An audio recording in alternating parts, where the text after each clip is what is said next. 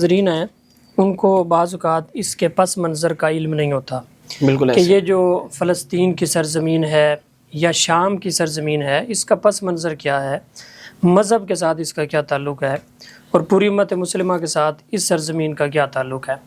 پہلی بات تو یہ سمجھ لیں کہ ہمارے یہاں دو اصطلاحیں استعمال کی جاتی ہیں، ایک فلسطین کا لفظ اور دوسرا شام کا۔ قرآن اور سنت میں جس اصطلاح کو کثرت کے ساتھ استعمال کیا گیا ہے وہ ہے لفظ شام۔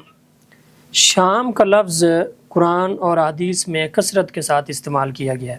حضور صلی اللہ علیہ وسلم نے صحیح بخاری شریف کی حدیث ہے، آپ نے دعا بھی فرمائی کہ یا اللہ ہمارے شام میں برکت عطا فرما۔ اب جو حضور صلی اللہ علیہ وسلم کے دور میں شام کا علاقہ تھا وہ کون سا تھا؟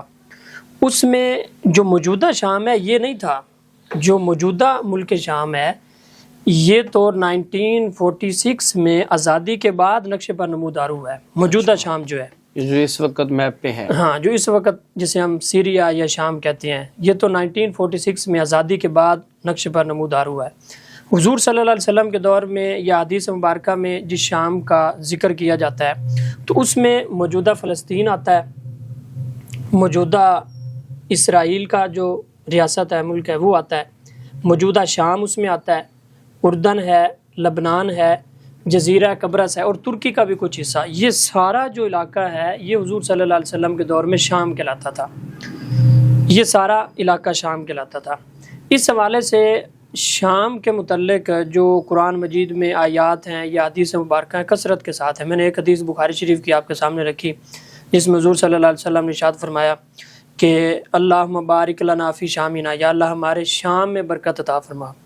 اسی طرح ایک حدیث ہے جس میں حضور صلی اللہ علیہ وسلم نے فرمایا کہ فتنوں کے دور میں ایمان جو ہے وہ شام سرزمین میں ہوگا، یعنی فتنوں کے دور میں جو اہل ایمان ہوں گے وہ شام کی سرزمین میں ہوگا۔ یہ تو اوورآل اس علاقے کا ذکر ہے۔ پھر قرآن مجید میں بھی جب ذکر ہوا مسجد اقصیٰ کے حوالے سے تو سبحان اللہ ذی اسریٰ بعبدہ لیلا من المسجد الحرام الی المسجد الاقصیٰ، وہاں پہ ایک لفظ استعمال ہوا بارکنا حولہ، کہ ہم نے اس کے ارد گرد کو برکت والا بنا دیا ہے۔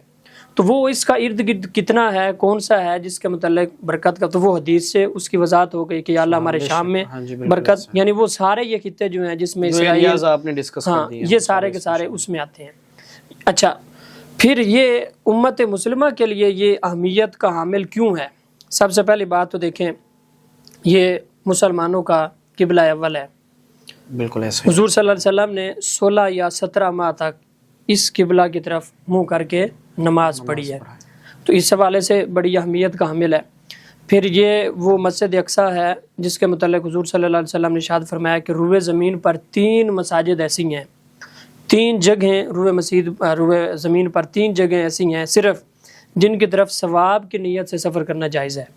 یعنی ویسے تو ہم ہر مسجد کی طرف ثواب کی نیت سے سفر کرتے ہیں نا، اپنی محلے کی مسجد میں بھی جاتے ہیں تو ثواب کی نیت سے جاتے ہیں، مطلب کیا زیادہ ثواب کی نیت سے،